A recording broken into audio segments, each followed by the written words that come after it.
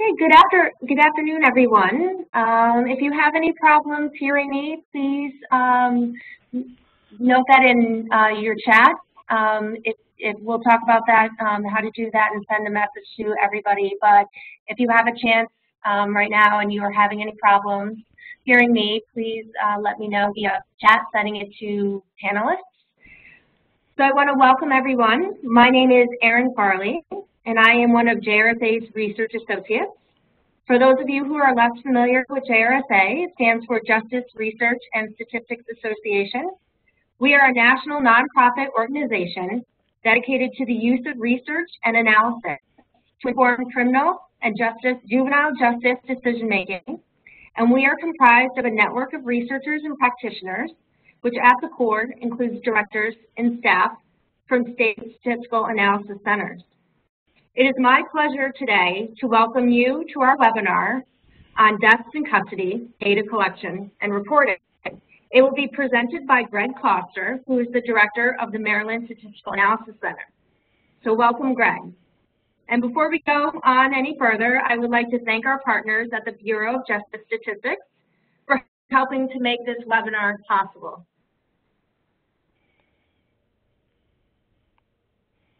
Okay, so covering a few logistical items before we begin. We will be recording today's session for future playback. The link to this recording will be posted on JRSA's website. It's usually posted the following day, and we also have a copy of the PowerPoint slides available as well. Today's webinar is being audiocast via speakers on your computer and teleconference, so you can either use your headphones or call in. You can check your options using the audio conference at the top of the bar. To access this, select audio and then select audio conference. Once the audio conference window appears, you can view the teleconference call-in information or join the audio conference via your computer. If you have any questions for us, we will be the ones, specifically me, I will be the one that is passing those on to Greg as he is presenting. So if you go into your chat function, you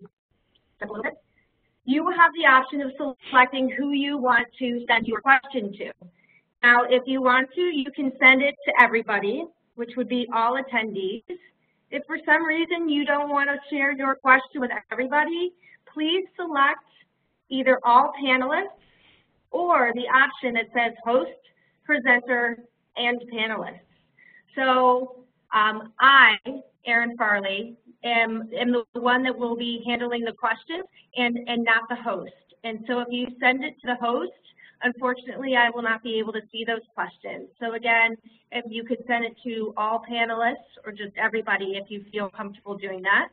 And we can answer questions as we go through the PowerPoint slides and the presentation. I think he would be very comfortable with that.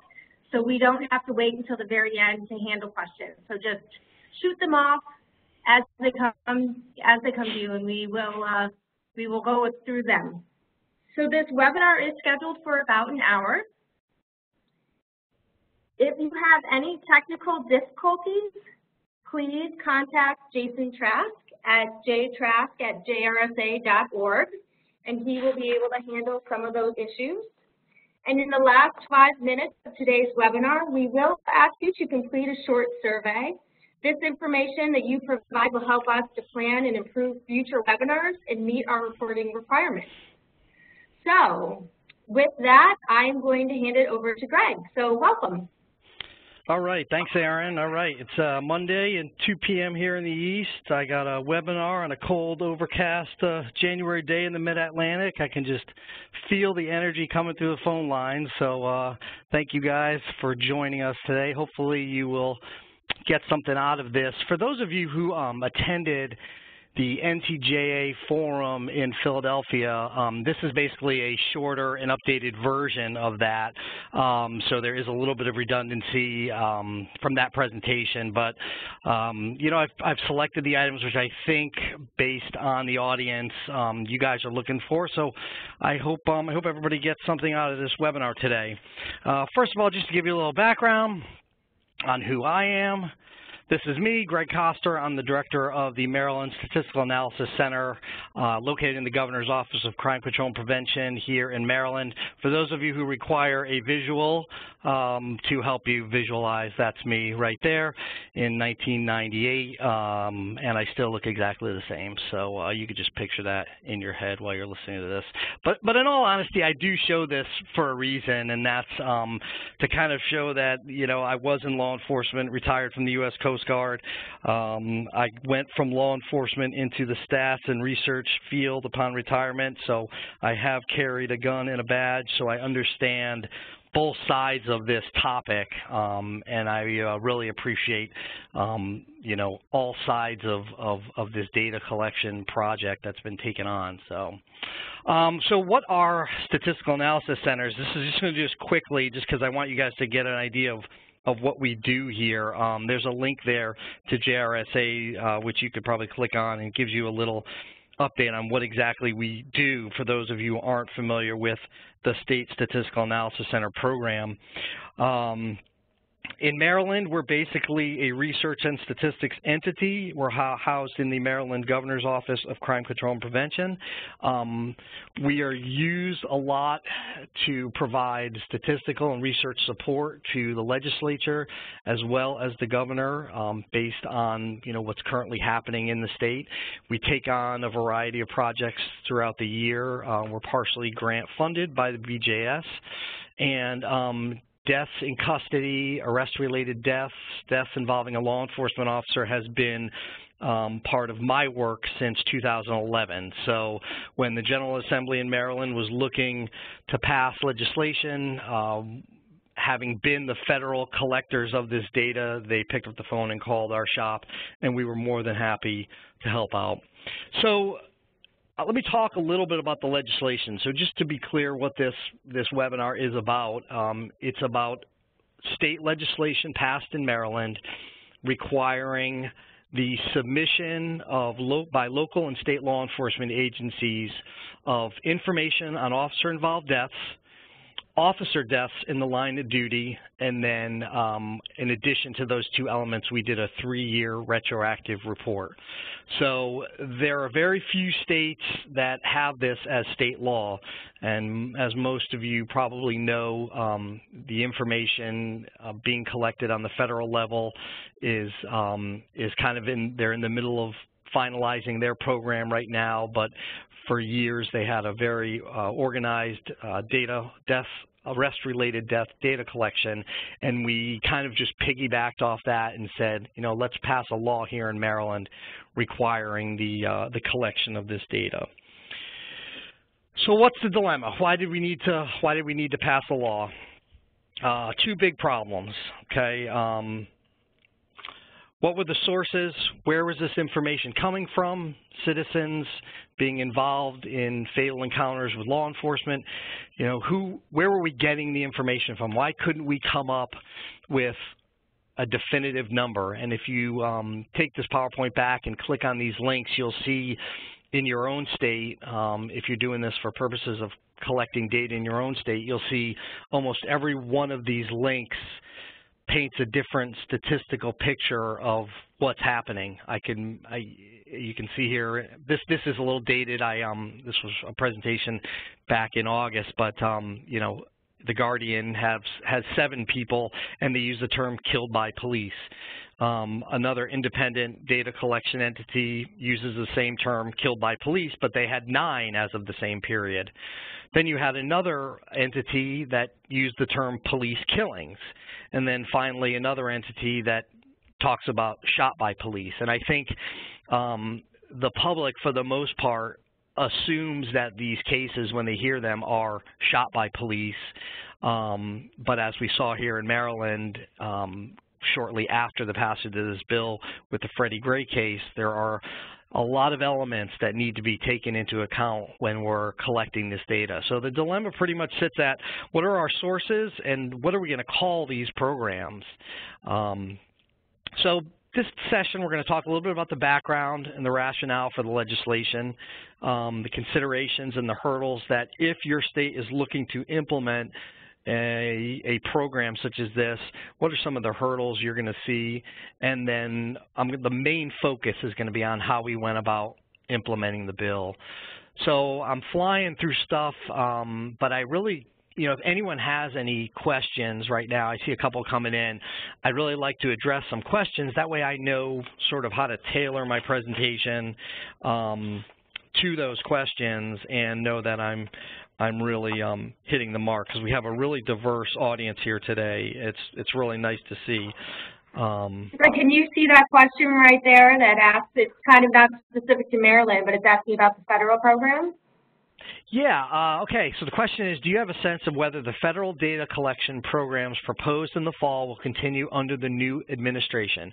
Okay, I'm not good enough to multitask right here, but I saw that Duran Banks from RTI is scheduled to be on the phone, on the call, and I also saw that Mike Planty might be there. I'm not going to put them on the spot, but if they'd like to, either of them are on the line and would like to talk about that a little, they're welcome to, or we can save that till the end. But I don't know is the answer to that, me personally. I just don't know. I'm sure there's a lot of things up in the air right now with the new administration. I'm sure that's the sense. When we went through a administration change here in Maryland, there was a little bit of a period where we just kind of had to make sure, everybody was on board with things that had begun before the new administration began. So I don't have an answer to that right now, but I can probably get you in touch with people who can help. Okay. Thanks, Frank. Yeah. Any other questions right now? Is there anything anybody wanted to, is interested in getting out of this, that they, why they signed on, and I can help as to whether I'll be, is anyone implementing this in their state? Similar legislation? No? Okay. All right, then I'll just get right into it. Why Maryland felt like this was something we had to do. So a lot of people thought that this was sort of a result of the Freddie Gray incident, but the legislation was actually read in the General Assembly in January of 2015, and the legislation passed via vote prior to the Freddie Gray incident, which happened in April of 2015. So this was just, the rationale was just, it had been time that we started to put a mechanism in place, and some members of the General Assembly recognized that and knew that there were going to be some growing pains and decided to go for it. There are some attachments that I'm going to have for you to be able to take away, and the bill itself is in those attachments. And it's kind of interesting to look at the bill, and you can see some of the strike-through language that was part of the original bill and then was taken out, and then stuff that was added. It's always interesting to see how those bills evolve, and it kind of can show you, okay, what was the thought process at the beginning, and then what did we end up with?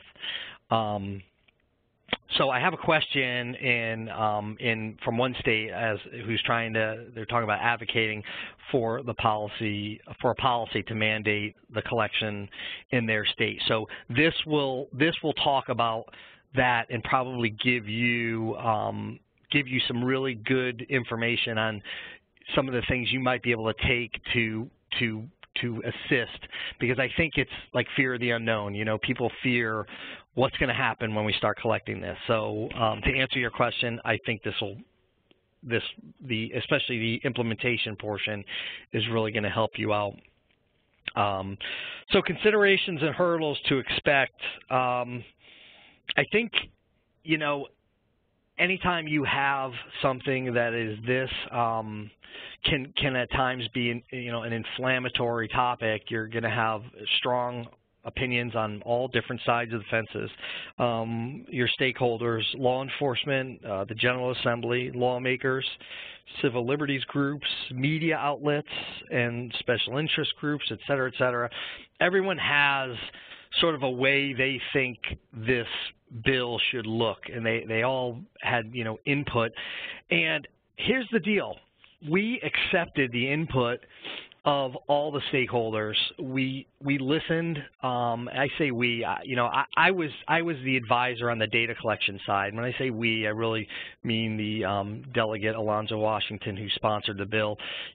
Allowed everyone who had an interest in knowing this information, including citizens, their voice was heard in how this was going to happen, and it really, and you'll see in my implementation portion, it really just comes down to people being able to sit down and agree to disagree, but then at the end of the day come up with what's going to be best for the citizens and what's being asked for by the citizens.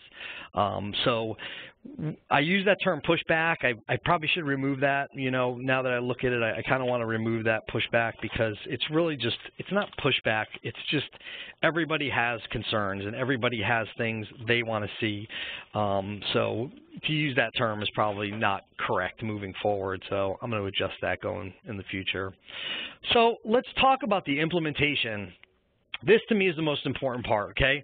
So the bill gets passed, all right? We're going to talk a little bit about what they were asking to be collected. That'll all be in this section, and how we went about collecting it. In the state of Maryland here, when the Statistical Analysis Center is asked to work on a bill or collect data in association with a law, we have a process that works for us, and it starts with the implementation group. Let me go to the side for a second. One question. Oh, I see. There's one question. It's asking which states have their own death and custody reporting laws. Really good question. Right now, California and Texas definitely do.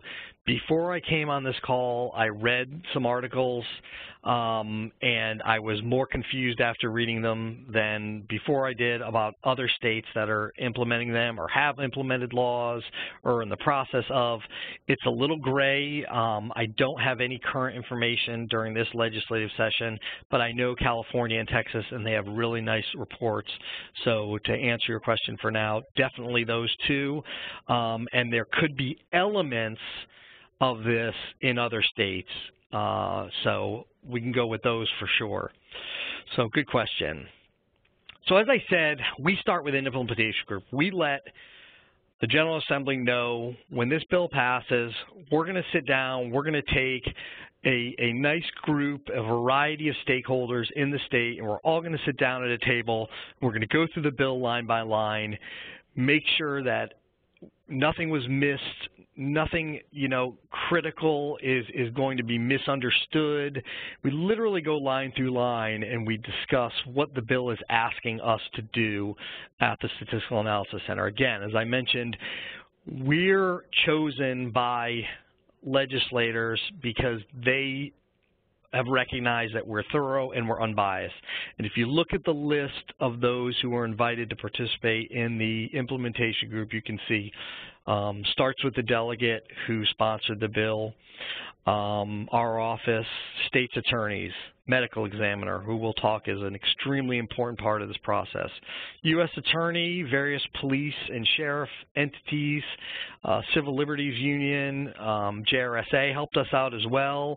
We had a private defense attorney, and we had a private citizen. So the only one we missed that someone pointed out to us is a public defender, and again, that we recognized should have been that someone from a public defender should have sat on that. So we recognize that error. We reached out to public defenders and afterwards, and they were fine with everything that we came up with. So we sit this group down, and we basically go through the bill, and we decide how are we going to implement this bill.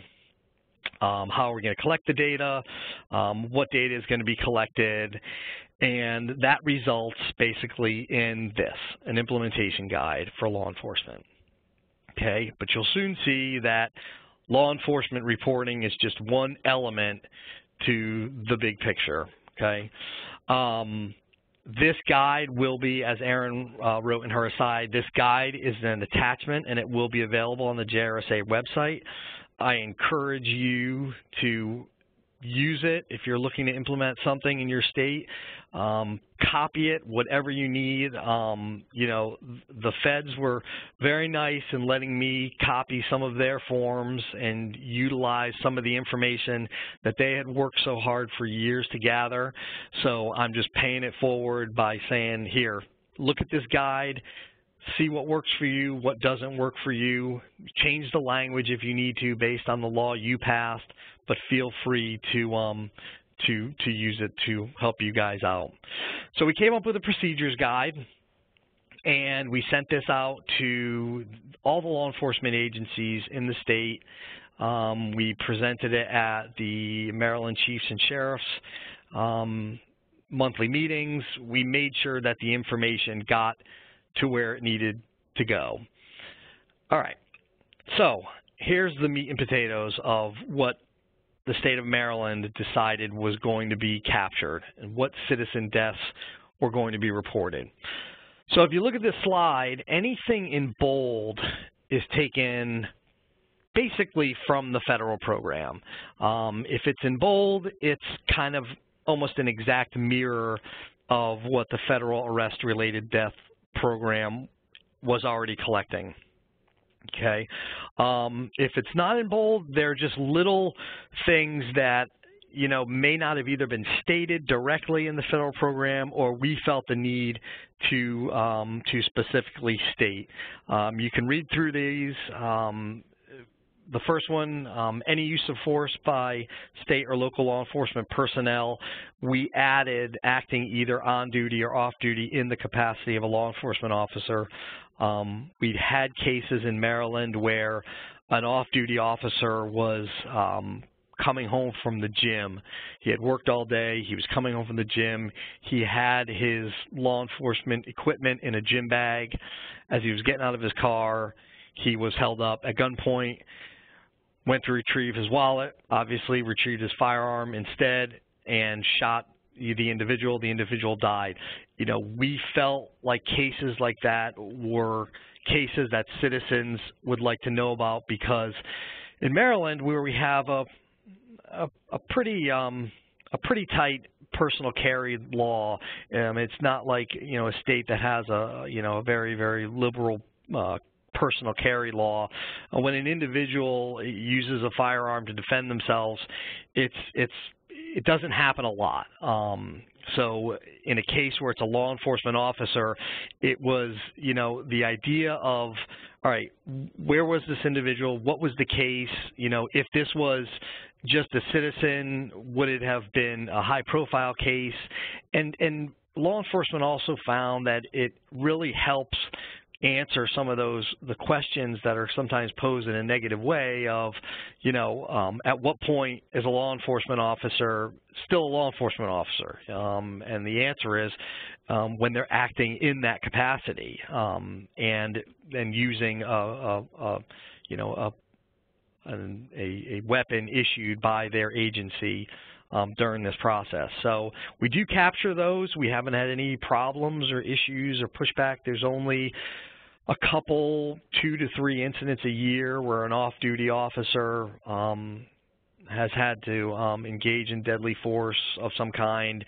So, but there has been good reason to capture those, we felt, in the state. So in the third bullet, you'll see we added in a case of suicide if the suicide occurred while law enforcement is present at the scene. It's just a little slightly different from the federal, where the federal question asks, you know, would the individual who committed suicide been arrested if they had not committed suicide? We still kind of use that as a guide as to whether a case is captured or not. But again, we've had no pushback. Law enforcement recognizes, you know, if they show up on a scene, especially if there's a firearm involved, and there's going to be questions as to, you know, who shot who, did the person shoot themselves, did the officer engage? You know, we had a case here in Maryland where police just arrived on scene, and the individual had a firearm, basically shot themselves, and the bullet went through the person and ended up hitting an officer, and officers returned fire.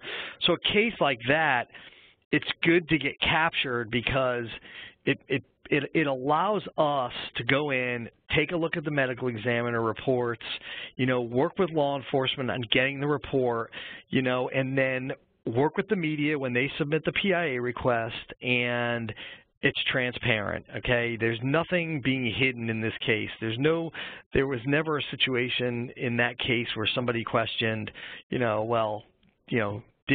law enforcement, fire prior to this individual committing suicide, because it was picked up and it was sort of a non-issue when it comes to was law enforcement transparent in providing this information. Okay, so in the other bullets, you can see drug overdose has been sort of an issue where we've had to work a little bit on, okay, where are we going to draw that line, and that could get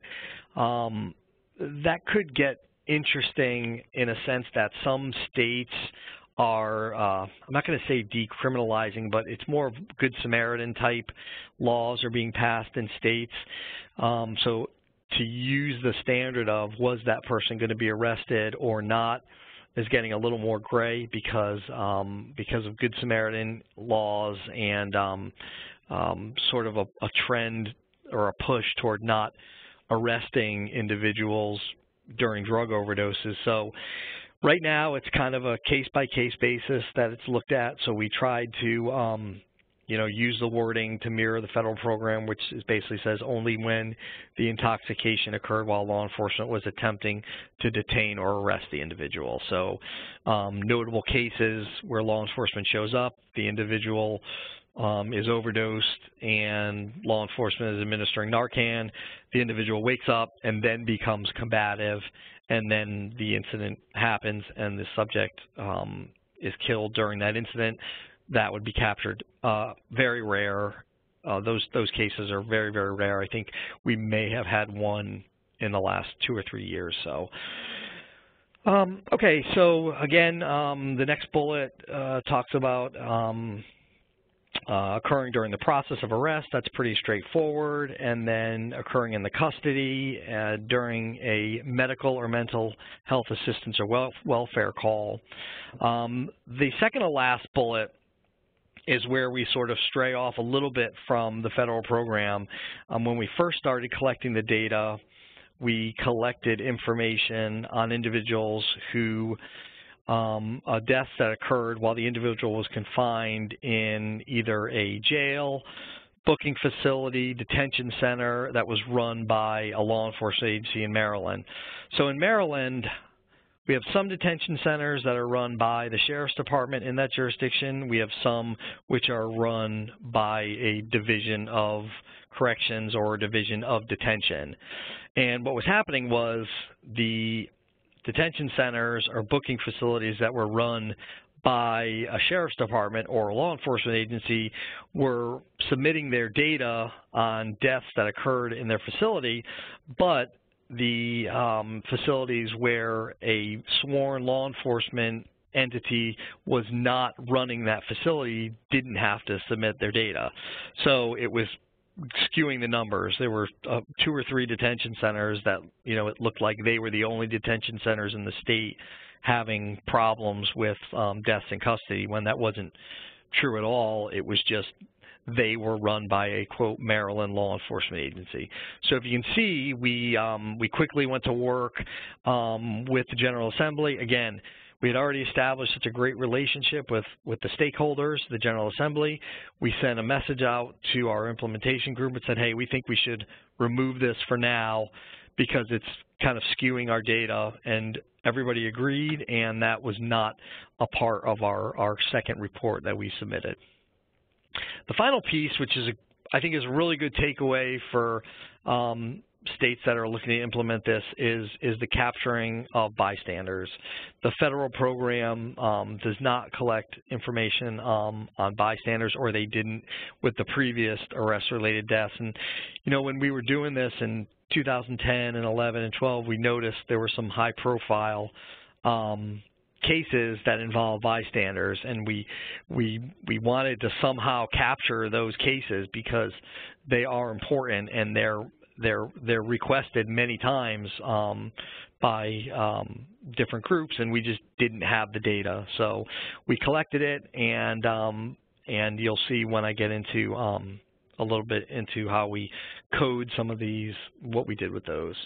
Any questions right now? This is strange for me. I'm used to seeing faces and jokes and whatnot, so I feel like I'm talking to myself right now. Anybody? Any questions? Anything? Aaron, are you still there? I'm here, yeah. I don't see any new questions. All right, great. Okay, hang on, my computer just locked. Okay, here we go. So there you see the excluded cases, federal law enforcement personnel, deaths attributed to them. I think that, you know, that might be something we include in future legislation. It hasn't been talked about by the General Assembly as of now. And then inmate deaths. As I discussed previously, the inmate deaths were not included if they weren't run by a Maryland law enforcement agency. I'll talk about that in a minute, how we're fixing that. And then the death of a suspect that occurred before the decedent came into contact with law enforcement. A notable case with that was a case where a negotiator was talking to an individual who was on the phone very remotely, not even in the same jurisdiction as the negotiator, and the individual committed suicide. And that was one of those cases where, you know, it was determined that physical contact is more the standard, and not just a call to 911 or something like that. So that's why that was thrown in. So I want to talk a little bit about the process. Not too much more here, but this is where, you know, the rubber meets the road right here with the process, okay? So we want all this data. We want really good data. How do we get it? Well, there's a lot of different theories on how to get this data. You know, you have some folks who think, well, you just tell law enforcement they have to submit it, you know? I mean, that's great, but law enforcement's very busy. They're very, very busy, and now with difficulty in getting staffing levels up and the amount of stuff with the heroin epidemic that law enforcement is being asked to do that isn't necessarily even law enforcement work, you know, we here recognize how busy they are, and we expect that things are going to fall through the cracks. We really like to help law enforcement in completing their legislative requirements here at the Maryland Statistical Analysis Center. We don't want to sort of select and direct and say, all right, you give us all the data and we'll just publish a report. So it doesn't work that way. So it's really a multi-pronged approach on how you're going to get all the data, and it starts obviously down in that left box with a department point of contact. You know, I tell everybody, some states it's harder than others. Obviously, Maryland is, you know, not a big state, so it's not difficult for us to have a point of contact with each department. But obviously, if you have that challenge with this, that means you have that challenge with everything, and I'm sure you have a system in place on how you either regionalize that or deal with it. But that's the most important part. Have to have a point of contact in each department, and that takes work at the offset, you know. But once you have that, you'll find that, you know, the departments actually are pretty good at keeping up with you. I'll get an email every couple of weeks, you know, hey Greg, Captain Smith was the point of contact for you in regard to this. I'm the new point of contact. You know, let me know what you need. So you have to establish that point of contact at the department level and make sure they know exactly what they need to submit and exactly when they need to submit it. But again, we're not relying on just them. We're going to try to help them out a little. And this is, you know, some people think I'm, you know, a little, I shouldn't, you know, some people have said, you know, well, you let them off the hook by not, well, no, I'm not. I really want to help them do their job and get out there and do police works and not have to spend so much time on these legislative mandates where I'm getting paid to collect this data, and I know that it can be done in a few different ways. So the top left talks about open source. We've learned that when it comes to deaths in custody, arrest-related deaths, or as what we call it, deaths involving a law enforcement officer, open source is it's here and it's here to stay. You know, it's some people don't like the fact that we use open source, you know, items and articles and Google searches to capture these cases, but you know, you're just increasing your exposure to what's going on by keeping an open source system in place. And we have a few different open source systems that we keep in place, which we have a Google Alert that's pretty robust. We have a communications office here that keeps on top of social media when things are happening, on top of news articles, you know, in big jurisdictions, some of our smaller jurisdictions. So we just keep on top of it. We look for articles. I actually, you know, going back to one of my first slides, you know, some of those sources are actually good sources at helping you become aware that a case has happened, you know. Unfortunately, most of them, you know, have a tone of negativity about them, especially in regard to law enforcement. KilledByPolice.net is probably infamous, but you know, I'm on their Facebook page every day, and I'm looking to see what they've picked up. You know, seeing if I can pick something up off them, you know, just kind of keeping an eye on what's happening. But some of those links I sent in this will be good, you know, open source resources for you to use. Hey, Greg? Yeah. Before you go any further, I just wanted to back up. Someone asked a question regarding talking about the department point of contact, and the question is, has there been a study on compliance, and what happens if an agency fails to report? A great question, really great question. As far as a study on compliance, we're still too much in our infancy to put together anything that would be meaningful. We have 137 law enforcement entities in Maryland, and I can tell you by the end of, because we're such a small state, by the time the reporting period comes and goes, if I have not heard from an agency, I reach out to them. And so, and again, this is where I think some people think I go, you know, a little too far in you know, well, you shouldn't have to do that. Well, I know I shouldn't, but this bill is in its infancy, and I think there's still a lot of agencies who just don't have the manpower. They forget, you know, or maybe they just choose not to report. You know, there are definitely some cases where you know, the agency didn't report, and which leads me to my next source, which is the medical examiner, and we saw it on a medical examiner report. The answer is there's no punitive action at this time. We're kind of like everyone else, waiting to see what happens with the federal program, and if we can piggyback onto some type of you know, withholding of grant funds. We are the SAA, so we have immediate, you know, the immediate ability to withhold grant funds if that's, you know, chosen as a, you know, as a penalty for not submitting. But as of now, there's no penalty. We just really hound them at that point, and really make sure that we've, you know, crossed our T's and dotted our I's, which leads to the medical examiner report. So if you're looking at implementing a program in your state, you have to have a good relationship with the medical examiner. So again, you're identifying cases first through your department point of contact, second through your open source, and then through your medical examiner reports. We have a great relationship. Whenever there is a case that meets our definition of a death involving a law enforcement officer, the medical examiner sends me an email as soon as the autopsy is completed. Now, again, I stressed our definition because what you'll find, another sort of lesson to learn from is your medical examiner may not have the same definition that you do as what qualifies as an officer-involved death. So you want to make sure when you have that meeting with the medical examiner about getting this information that everyone's on the same page. Okay, this is our list of, so if it's on the border, you know, pick up the phone and give me a call, and I'll tell you if it qualifies or not.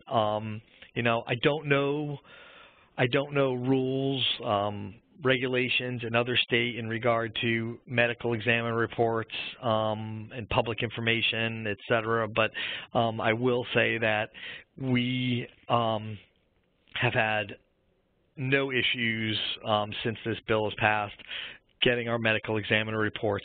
There were a couple cases where the medical examiner wasn't too thrilled about giving us either the manner or the cause of death for, you know, reasons, the ongoing litigation, the case was still open. So in cases where they weren't completely comfortable, we said, you know what, we'll meet you halfway. If you're not comfortable, if your supervisors aren't comfortable because this is still an open case, we'll put it down as not yet determined or pending. So, you know, and I think it's that give and take that really, you know, makes us a credible source for them, because they realize, all right, these, you know, they're just not looking at, they're looking, if we need to not give out information because of an ongoing investigation or a directive from our supervisors, you know, let's meet them halfway, and we do that. Happens very, very rarely. You know, it's probably only out of, I think, you know, maybe a few hundred cases over the last 8 or 9 years, we've only had to do that 2 or 3 times. So, so that's not common. All right, so you've got so far 3 parts: department point of contact, open source, medical examiner, and then our federal partners, working closely with the Department of Justice, working with RTI, who's been great. If we ever need to pick up the phone and ask them, you know, hey, what do you guys, you know, what do you guys have from some of your open source data pulls? Can you confirm this, or can you help us out on this, or can we help you out? Just working closely with your federal partners on, you know, how you can tighten things up or get cases or confirm cases or whatever needs to be done. So all 4 of those parts, they all work together. You know, you're gonna see a case that comes across in the media through your open source. You're gonna reach out to your department point of contact, and they're gonna say, "Yep, we're working on it. You know, it's an ongoing investigation." You're going to then get your medical examiner report a couple months down the road.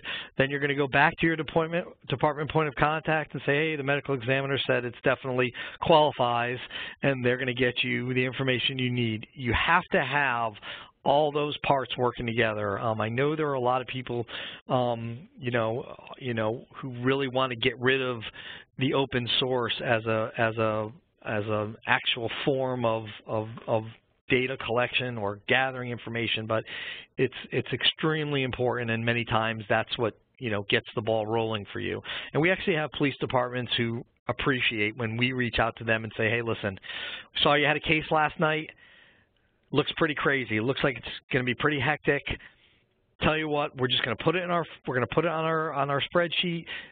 You don't have to give us any information right now, but just let us know who to follow up with, and they actually really appreciate that because, as you know, especially well, with any jurisdiction, a police-involved death or a police-involved shooting incident, it's a very stressful time for the police, and we completely understand that and know that the last thing they want to do is be filling out this form you see in front of you. So that leads to that data collection point. We're almost there, only a couple more slides. So the process, and basically we created, law enforcement wanted it to be simple.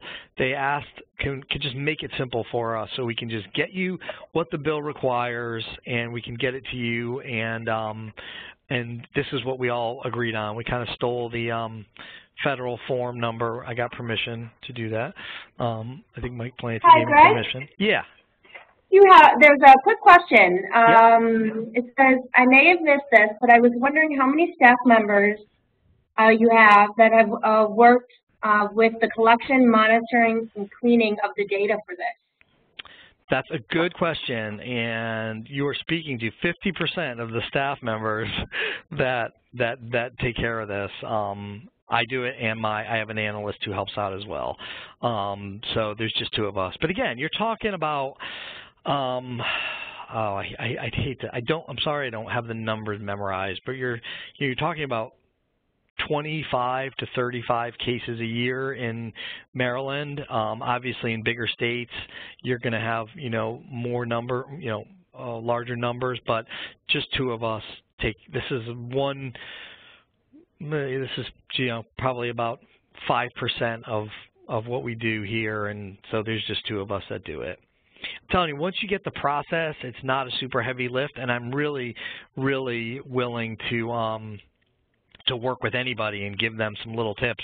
Share my open source secret Google keywords, like top secret, but no, it's no big deal. Just share with you guys what we use to capture those, and share some of the forms that save you the time. And again, steal my implementation guide if you need, time. But it does take, once it comes time for the report, yeah, it does take some cleaning, because you do not want to make a mistake. Although we're only collecting, as you see, how many data points? 2, 3, 4, 5, 6, 7, 8, 9, 10, 11. Less than 15 data points. It's still, you don't want to mess up. You want to really make sure and go over. I mean, I go over each of these cases probably 20 times to make sure everything is correct. And sometimes on the 18th time, you'll realize that you got some of the officer information wrong. So that's one other area that we haven't discussed yet, where Maryland is a little different from the federal program. I can't remember if we don't. Officer information, the age, ethnicity, gender, and race of the officer or officers involved is collected. Excuse me. There are some cases where we have like a SWAT deployment, and there are 30 officers show up, and we sort of, on cases like that, we make a case-by-case basis distinction on what officers are captured. Normally, if it's a shooting, it's just the officers who are involved in the shooting portion. So I think if it's a police chase and a bystander is hit or something like that, it's the officers involved when the incident actually happened. So we've had to make a few sort of gray area determinations, because that's completely new for us. This is the first time we've been doing that, and you can take a look at the bill and see. If you take a look at the bill, you'll see a lot of strike-throughs from some of the information that was requested: badge number, last name, years on force. There was a lot of information that was negotiated down to this, but we found this to be a good first step and a good compromise to what was being asked for. I have another question. How do you anticipate compliance with the federal DCRA program, since the Act requires reporting of all correctional center deaths and a timeline for reporting? Really great question, and it's a perfect segue. Let me see here. Okay, I'll get into this in a minute. I want to answer that question.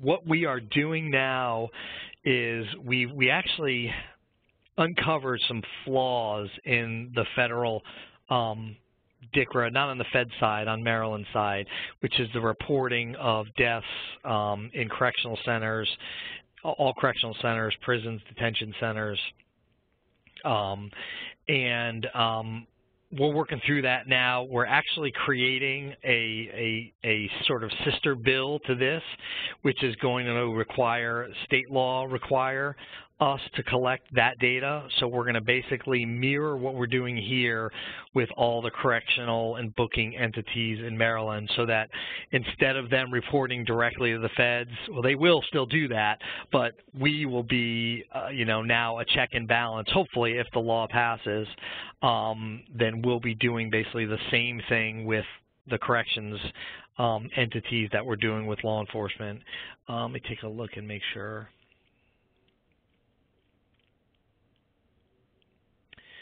Yeah. So hopefully that answers the question. You know, like I said, we're not, because we haven't gotten involved in that program, which is the correctional reporting.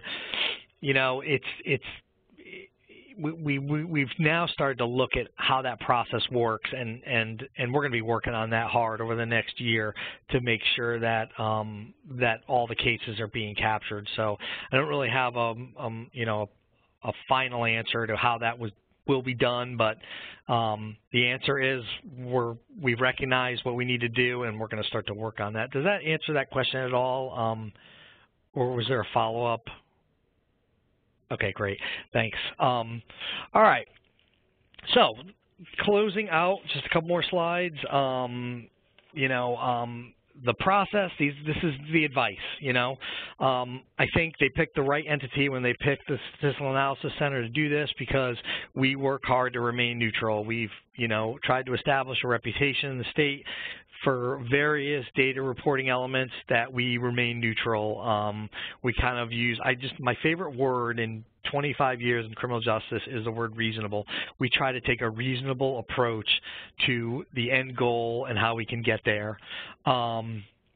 So I wanted to talk quickly about the report, and I'm going to, all the attachments are going to be on the JRSA website, including the 2 reports we've done. So I want you to take a look at that.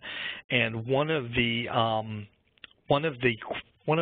issues that I wanted to address is, when writing the report, we don't go directly into the stats, and we talk a little bit about the background, and then we break things down a little bit. We actually break down each death by manner of death, because we kind of knew that, you know, you put all this, as we all researchers know, we put all this great work in to be, you know, thorough and ethical and, you know, make sense, and then, you know, somebody gets a hold of it and they just look for the raw number and they spit it out. You know, 100 people died in police custody in Maryland, that's it. You know, so we sort of tried to make people read a little bit before we got into the stats. So I encourage you to go take a look at those reports. They could probably be fine-tuned. They were our first 2 cracks, so they'll probably be fine-tuned a little bit. So feel free to reach out to me with any suggestions on what you think we could probably do a little better. But we kind of make people wait a little before we give them the totals for the year. But it's a very robust report. It's got a lot of information, case-by-case information of the qualifying deaths. In addition, we were very clear to explain what each collected variable is and any potential answers to each variable, right down to, you know, how do we define race and ethnicity, or how did the consensus of the implementation group decide to define race and ethnicity. Broken down by manner of death. I found this to be, you know, probably one of the better, you know, deliverables of the report, is breaking it down so you're not, so the general reader doesn't think every single death is a police officer shooting an individual. So, you know, take a look at that and you'll see we've used the manners of death that are pretty universal amongst medical examiners. I think there's actually, I don't know what it's called, but there's one book that, you know, all medical examiners kind of use to set, you know, how they're going to make determinations and what that means when they make a determination. Greg? Yeah. Hi. Sorry, I don't mean to interrupt. I just want to let you know that we're closing in on the end of the hour. So, okay. You know, just if we might go over a little bit. So if the attendees want to stick in throughout the end of the presentation, they are more than welcome, because I feel that this is a really interesting topic. And you also have one more question that has been added. So whenever you want to answer that, I just wanted to bring your attention to it. So. Okay, great. Let me go to the questions. I only have like a couple more minutes on the slides anyway, but the one question is, do I anticipate possibly gathering more data points in the future?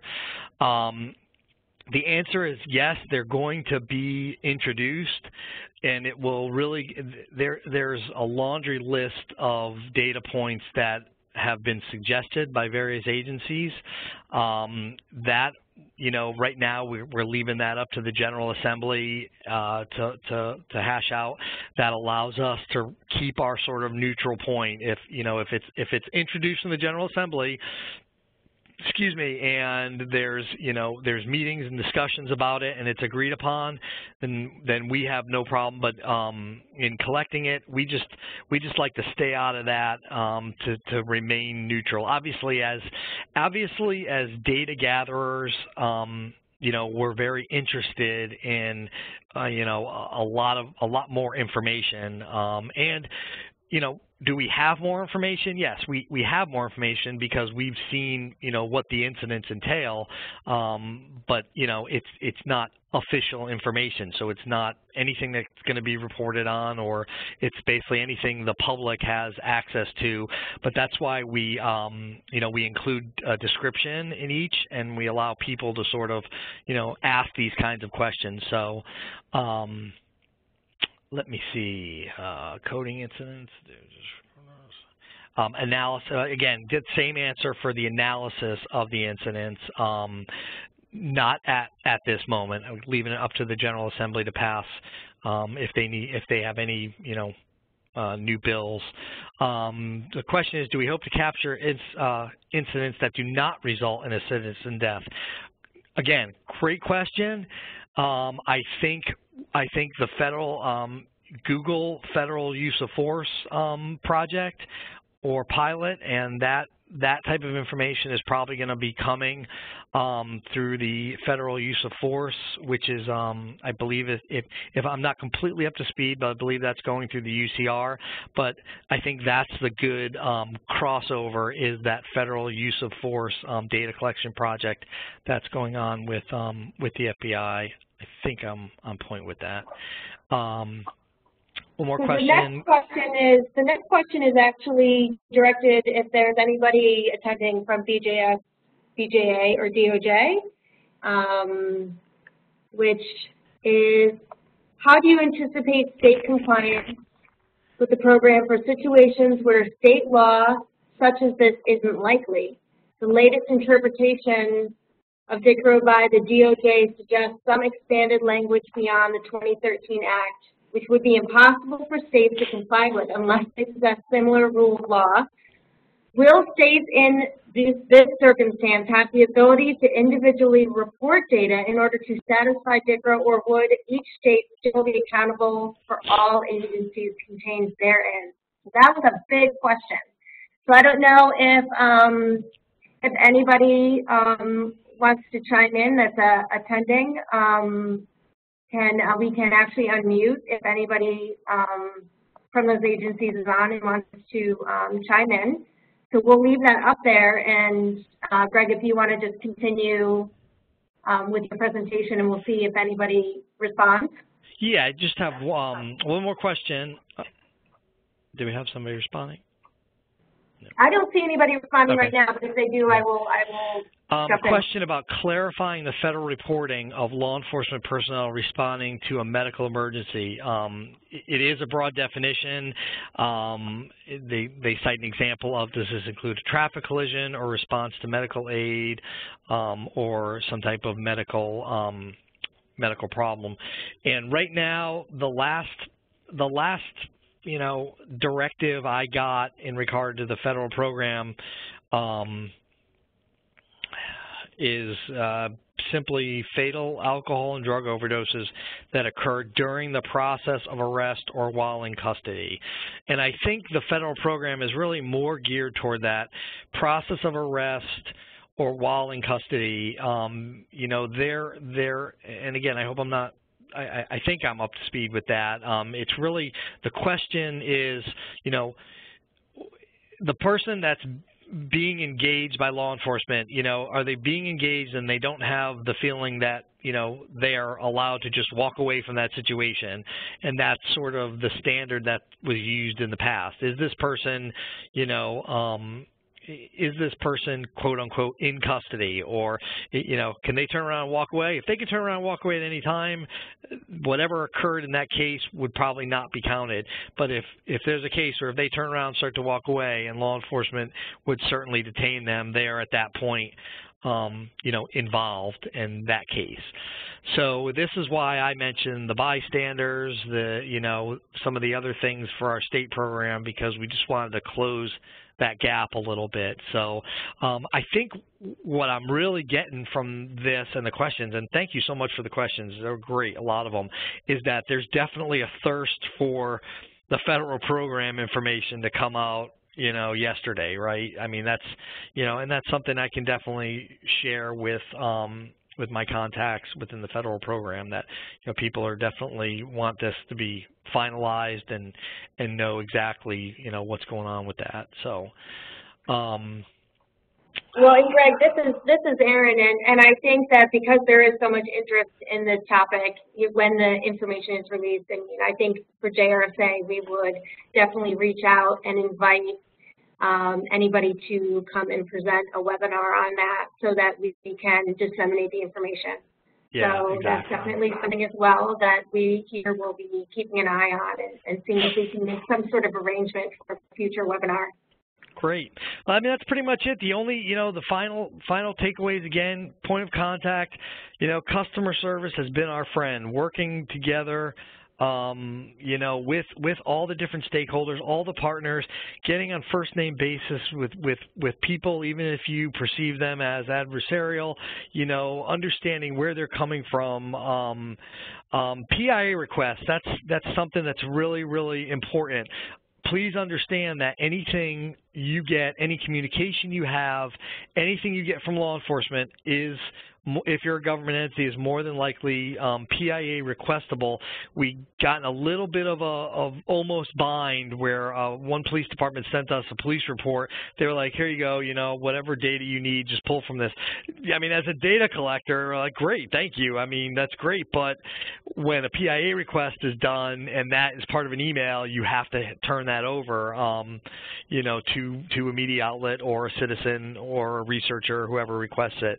So I always now do a blurb, good morning, Chief. I understand you had an incident last night. Please understand that anything you provide me with can be retrieved via Maryland PIA request by, an entity.